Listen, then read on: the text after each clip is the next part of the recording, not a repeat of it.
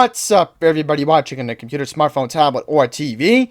This is Andy, and welcome to my 2020 WWE Royal Rumble prediction video, thus starting the road to Wrestlemania Tampa in April. And that's what I'm calling it because there's never been a WrestleMania that's taken place in Tampa, so that's what I will be calling it this year to give the city of Tampa its proper honor for hosting WrestleMania this year. So, the road to WrestleMania Tampa starts in Houston, Texas at Minute Maid Park this upcoming Saturday, January 26th. So, officially, as of Thursday, January 23rd, and no matter what, this video is going up on Saturday morning, we will have 8 matches. This could change, but I know I'm definitely certain a lot of these matches are guaranteed to happen. So, I'm going to make 2 extra predictions. So, I'm going to add 2 matches right now. One of the matches I could see happening, and maybe they should do this on SmackDown tomorrow, or maybe they'll just do it on the pre-show and make it unannounced. I think there'll be a surprise Intercontinental Championship match. Shinsuke Nakamura taking on Braun Strowman. And I think that's the moment when Strowman gets his first singles title in WWE. I mean, yes, he'll be in the Royal Rumble. That's a guarantee. But I think they gotta find a way to do it, and I think the pre-show would be appropriate to fill that time. And I'll mention the pre-show will start at 6 o'clock Eastern on YouTube and WWE Network. The main card will start at 7 p.m. Eastern. In Houston, that will be 5 p.m. Central for the pre-show, and then 6 o'clock Central for the start time. I just want to give everybody the heads up on that. Also, one match I think they could add to the pre-show, and this could make sense, The Miz and John Morrison taking on the New Day. Maybe they'll have a spot that Xavier Woods comes back in the Royal Rumble in general. But it's just another botchamania, and The Miz and Morrison will win. I could see that definitely happening. And I've also been hearing that the Usos taking on the Revival. I could see that happening too. But I think that's the spot that the Revival need to win. So if that happens, I'm giving the Revival the win in that spot. Okay, now with fantasy matches out of the way, which again could happen on the pre-show. They gotta find a way to fill the time though. Let's get into the main card. So again, 8 matches. I'm gonna organize this the way I think is very comfortable in my book. Okay, here we go. Shorty G taking on Sheamus. I'm glad Sheamus is back. The Celtic Warrior needs to stand his ground. Shorty G loses. Therefore, Sheamus with the bro kick makes a statement that he's not going anywhere, fella. And more importantly, Sheamus going back to that 2012 look when he was World Heavyweight Champion. So, I'm very happy Sheamus is going back to his roots. But he'll win this match. So, next up for our last non-championship match, we have Roman Reigns. And I'm not shouting into the mic because it'll just ruin my voice, because that's how Vince McMahon would say it. Taking on King Corbin in a Falls Count Anywheres match. This is just another poor botchamania, I feel. Nobody really gets the point of winning this. This is just the way for Fox to just fill the void, I guess, and then make it build up to the pay-per-view. So, I'm going to give King Corbin the win just because there is a draw for King Corbin. There's no question about that. Same with Reigns, but I think they just need to finish this feud so that way Roman can get a proper build-up to the Fiend. And I'll explain my Fiend storyline after I make my prediction of the Men's Royal Rumble match. Okay, next up, we're going to move on to championship matches. So here we go. I think I'm going to give the woman their spotlight first. So let's go to the Raw division. We have Becky Lynch taking on Asuka. This is the first time that Becky has to defend her belt. It's been a while since Becky Lynch has had a championship match. I know Asuka is the victim of poor booking, but they're not going to put the championship on her. That's idiotic. When you want the man to at least walking into Tampa as the champion. So, again, the man's going to win.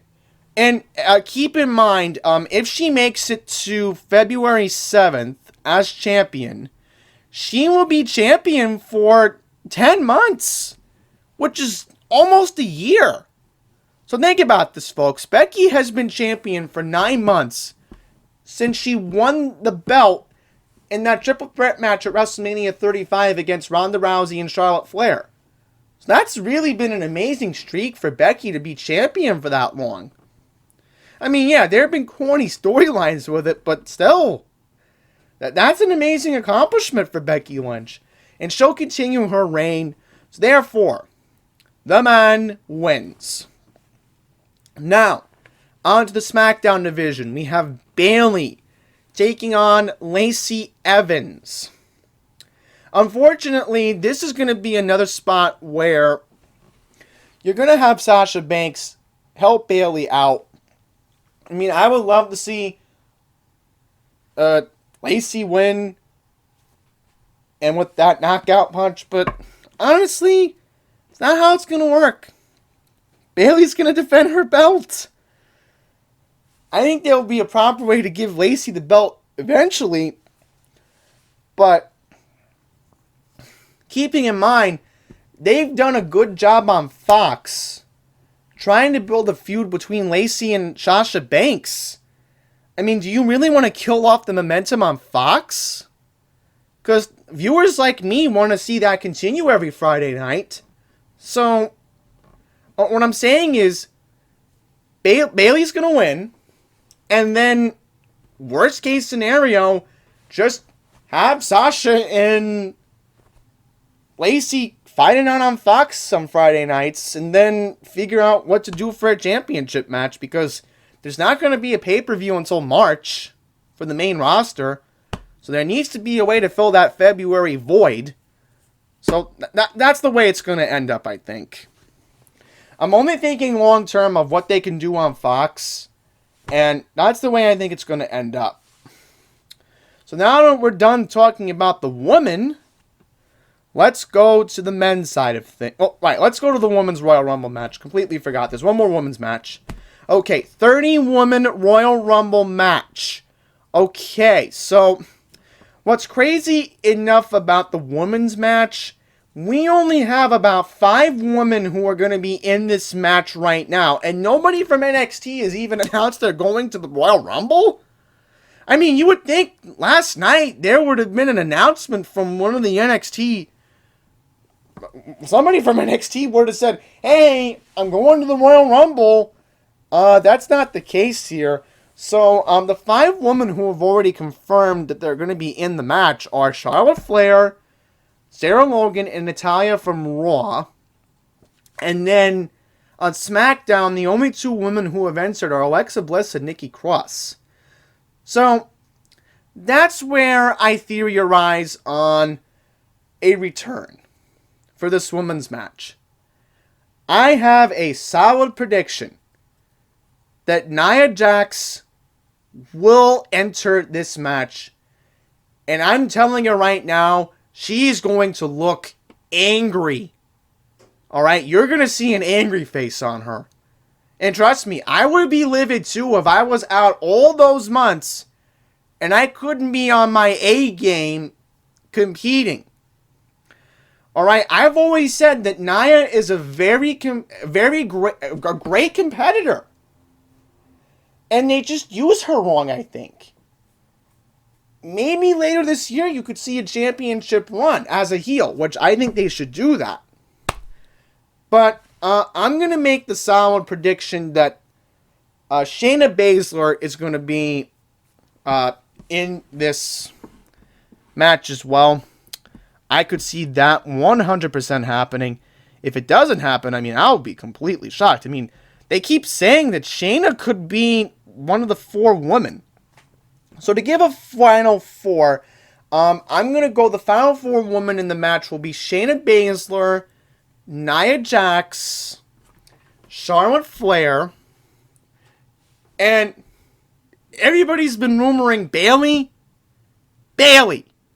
Are you kidding me? No. No, no, no, no, no, no, no. No. No.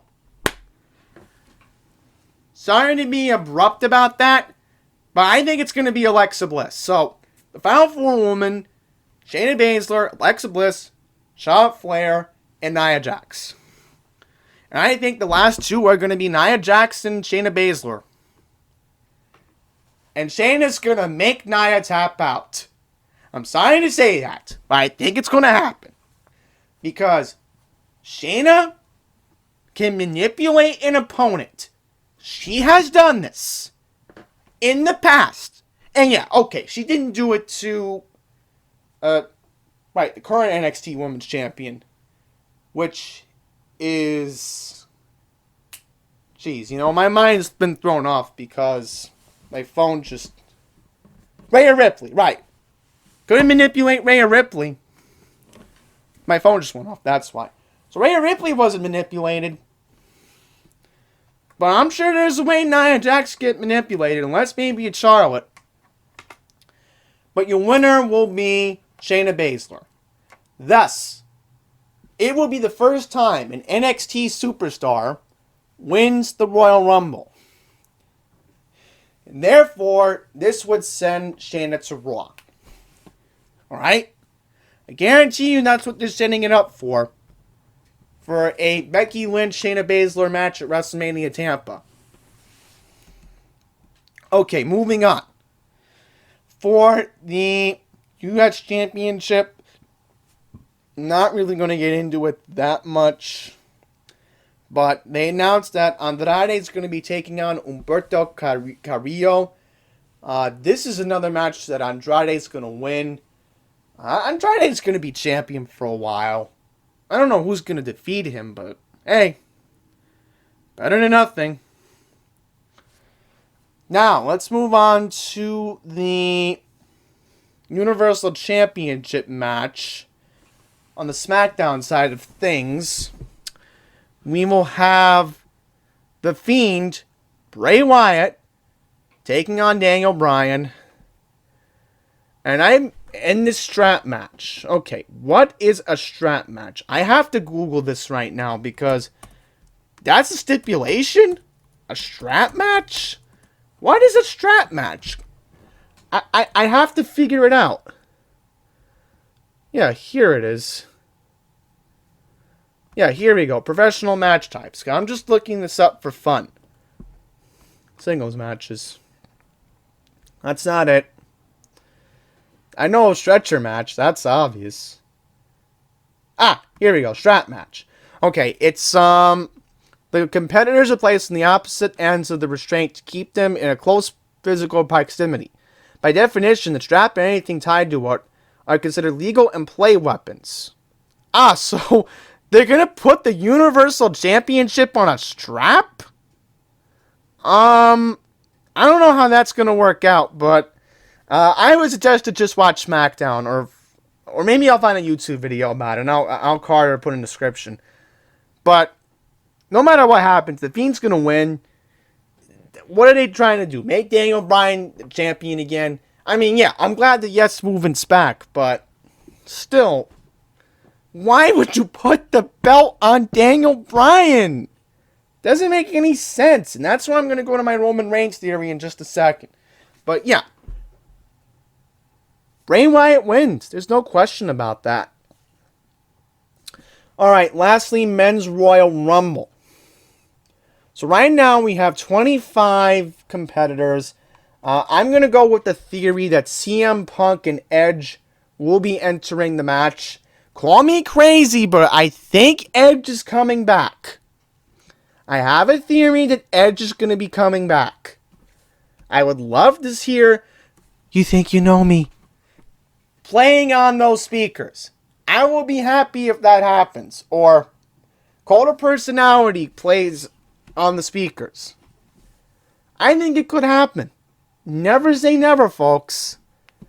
Guaranteed. that we're going to have a returning superstar.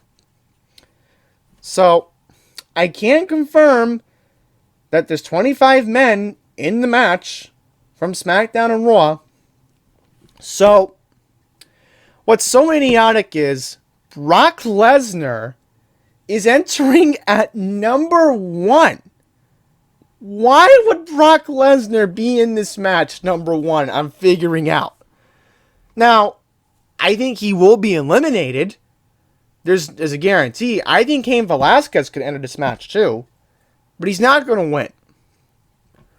So therefore, I have in my mind, they're going to push Drew McIntyre as a face. It starts at the Royal Rumble. So therefore, your winner of the 2020 Royal Rumble will be the former NXT champion, Drew McIntyre. The crowd's really getting into him lately. I've noticed this.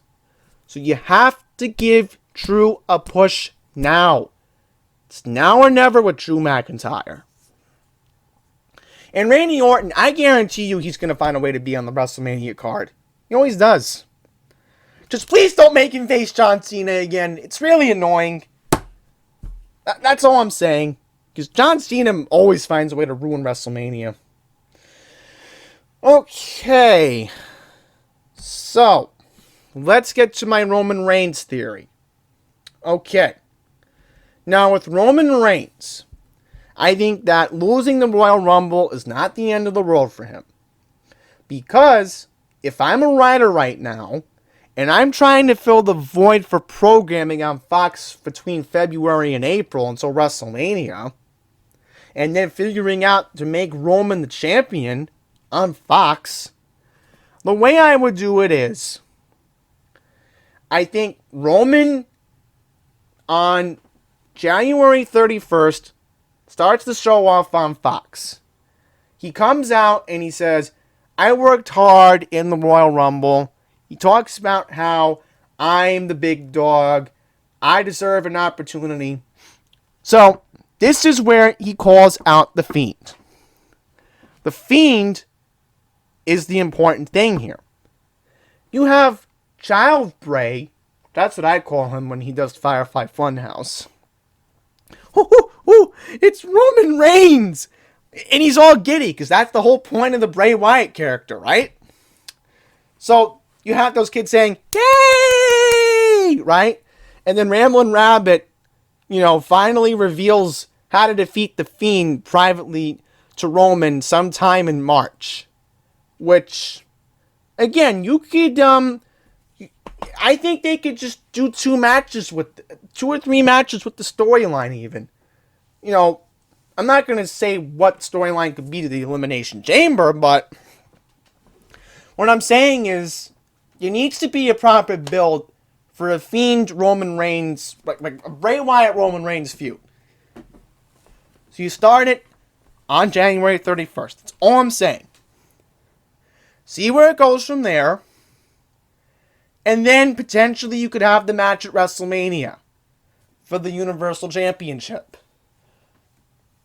I guarantee that's the way it's going to work. Because again, Roman does not have to win the Royal Rumble. I think if you let Roman call out The Fiend, the SmackDown after the Royal Rumble, on Fox, makes complete sense. That's how I would book it. And then see where it goes from there. Alright?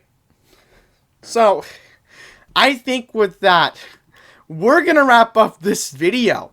The next pay-per-view I will be predicting will be for NXT TakeOver Portland on Sunday, February 16th.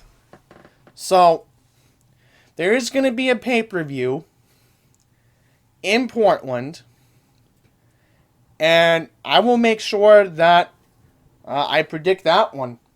Now, there is going to be another pay-per-view this weekend. It's called Worlds Collide. I'm not really into it. I just don't see anything important about this pay-per-view other than Rhea Ripley taking on Toni Storm. I mean, that's the only other match I'm looking forward to is Imperium taking on Undisputed Era. Other than that, I'm not really looking forward to the rest of this pay-per-view. Alright? I'm not really a big fan of the other matches. Very quickly, I'll just mention that Rhea Ripley will defeat Toni Storm. And I'm going to make a bold prediction. Imperium defeats Undisputed Era. I think they could set up a match between Walter and Adam Cole at a TakeOver Portland. Almost a TakeOver Phoenix. Wow, because that happened last year. Wow, my mind's so thrown off. Okay, just a brief little theory on Worlds Collide. There you have it. I will not be watching it live. I'll have to watch it on the network. So, that's going to wrap it up. Thank you all for watching. Until the next one, please take care.